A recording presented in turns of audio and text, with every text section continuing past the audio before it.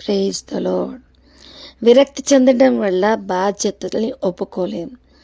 వేసారింపబడ్డానికి అలవాటు పడినప్పుడు పూర్వపు స్థితి పొందుకొని తిరిగి కోలుకోవాలి అంటే ఓ రకంగా మనల్ని మన పరిస్థితులతో ఒప్పుకొని బాగు చేసే సహాయకులు ఉంటే బాగుండు అని ఎదురు చూస్తాం.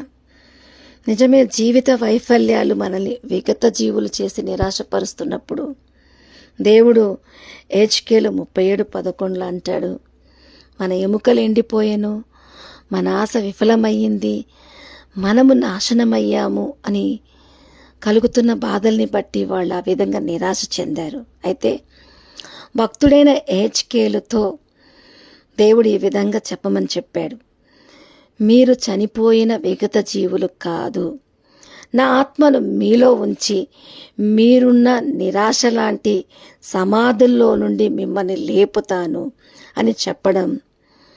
దేవుడు శూన్యం నుండి సృష్టిని కలుగజేసిన వాడు.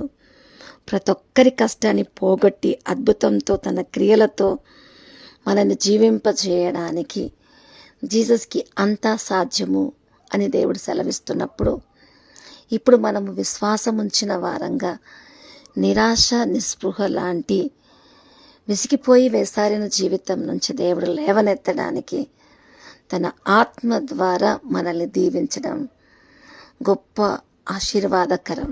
ఎంతమంది ఈ వాక్యాన్ని నమ్ముతూ ఆమెన్ అనగలుగుతారో దేవుడు వారందరినీ దీవించి ఆశీర్వదించునుగాక.